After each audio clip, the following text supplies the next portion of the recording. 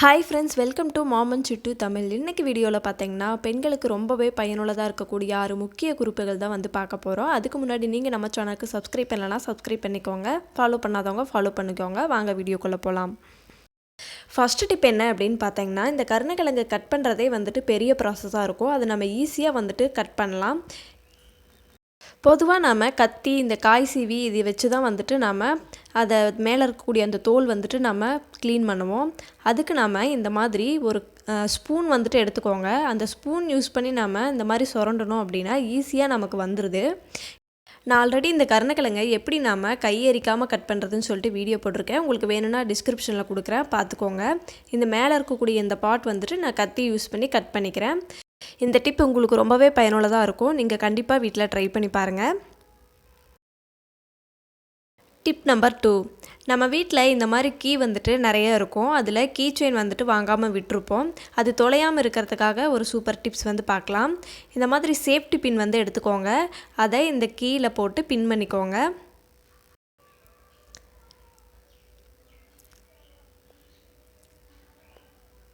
இந்த மாதிரி பின் பண்ணுறதுனால உங்களுக்கு ஈஸியாக வந்துட்டு தொலையாது.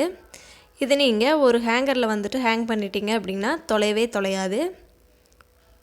இதை நீங்கள் கண்டிப்பாக வீட்டில் ட்ரை பண்ணி பாருங்கள்.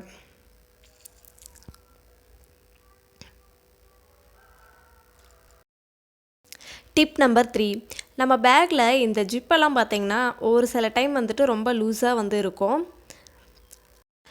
பேக்கில் மொபைல் ஃபோன் அது மட்டும் இல்லாமல் ஜுவல்லரி இந்த மாதிரி ஏதாவது போட்டுட்டு நம்ம கொண்டு போகும்போது பயந்துகிட்டே இருப்போம். அந்த ஜிப் வந்து விலகிருச்சு அப்படின்னா எப்படியாவது வந்துட்டு மிஸ் ஆயிரும்னு சொல்லிட்டு ஒரு வித பயம் இருந்துக்கிட்டே இருக்கும். அதுக்கு நாம் இந்த மாதிரி ஜிப் போட்டு விட்டுட்டு சேஃப்டி பின் வந்துட்டு இந்த மாதிரி பின் பண்ணிக்கோங்க. பின் பண்ணிட்டீங்க அப்படின்னா நீங்கள் தைரியமாக எடுத்துகிட்டு போகலாம். அந்த ஜிப் கழண்டே வராது. இதை நீங்கள் கண்டிப்பாக ட்ரை பண்ணி பாருங்கள், ரொம்பவே யூஸ்ஃபுல்லாக இருக்கும். டிப்ஸ் நம்பர் 4, இந்த துடைப்பமெல்லாம் நம்ம பெருக்கும்போது கீழே கொஞ்சம் பெருசாக இருக்கிறதுனால நம்ம கைக்கு அடக்கமில்லாமல் இருக்கும். அதை நம்ம பிடிச்சி ரொம்ப தூரம் பெருக்கும்போது கொஞ்சம் கஷ்டமாக இருக்கும். அதுக்கு நம்ம ஒரு சூப்பர் டிப்ஸ் வந்து பார்க்கலாம். ஒரு வேஸ்ட்டு சாக்ஸ்ன்னு எடுத்துக்கோங்க. யூஸ் பண்ணாத சாக்ஸ் ஏதாவது இருந்தால் எடுத்துக்கோங்க. அதில் இந்த மாதிரி நல்லா இப்படி போட்டிங்க அப்படின்னா உங்களுக்கு பிடிச்சி பெருக்கிறதுக்கு கொஞ்சம் ஈஸியாக இருக்கும். கொஞ்சம் பெருசாக இருந்தது அப்படின்னா கீழே நல்லா மடித்து விட்டுக்கோங்க. இப்போ நான் மடித்து விடுறேன் பார்த்தீங்களா, இது மாதிரி மடித்து விட்டுட்டு அது கொஞ்சம் லூஸாக இருக்கிற மாதிரி இருந்ததுன்னா அதுக்கு மேலே ஒரு ரப்பர் பேண்ட் போட்டுக்கோங்க.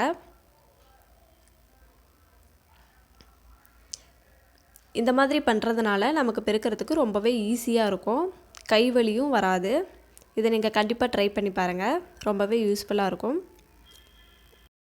டிப்ஸ் நம்பர் 5, நம்ம கையெல்லாம் அடிக்கடி நம்ம வாஷ் பண்ணுறதுனால சோப்பெல்லாம் வந்து யூஸ் பண்ணுவோம். அப்படி நம்ம யூஸ் பண்ணுறதுனால கையெல்லாம் ட்ரை ஆயிரும். அது மட்டும் இல்லாமல் கைகளில் வந்து சீக்கிரமாக சுருக்கங்கள் விழுந்த மாதிரி ஆயிரும். அதுக்கு கொஞ்சமாக நான் விளக்கெண்ணெய் எடுத்துக்கிறேன்.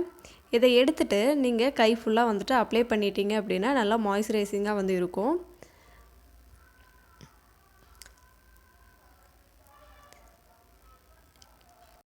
நீங்கள் கோகோனட் ஆயில் கூட அப்ளை பண்ணலாம். அதை விட இது நல்ல எஃபெக்டிவாக இருக்கும். கண்டிப்பாக ட்ரை பண்ணி பாருங்கள். கைக்கெல்லாம் நல்லா மசாஜ் பண்ணி விட்டீங்க அப்படின்னா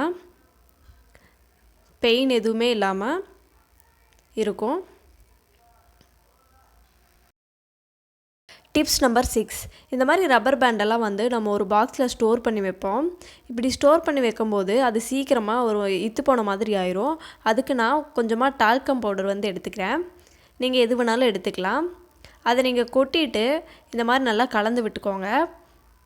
இந்த மாதிரி பண்ணிவிட்டு நீங்கள் ஸ்டோர் பண்ணுறதுனால ரொம்ப நாளைக்கு அது இருக்கும். கண்டிப்பாக வீட்டில் ட்ரை பண்ணி பாருங்கள். என்ன ஃப்ரெண்ட்ஸ், இந்த டிப்ஸ் எல்லாம் உங்களுக்கு ரொம்பவே பயனுள்ளதாக இருக்கும் அப்படின்னு நம்புகிறேன். பிடிச்சிருந்தது அப்படின்னு நினச்சிங்கன்னா லைக் பண்ணிவிட்டு கமெண்ட் பண்ணுங்கள். இதே மாதிரி நிறைய டிப்ஸ் வேணும்னு நினச்சிங்கன்னா சப்ஸ்கிரைப் பண்ணிக்கோங்க. அப்படியே பக்கத்தில் இருக்கிற பெல் ஐக்கானையும் கிளிக் பண்ணிக்கோங்க. தேங்க்ஸ் ஃபார் வாட்சிங்.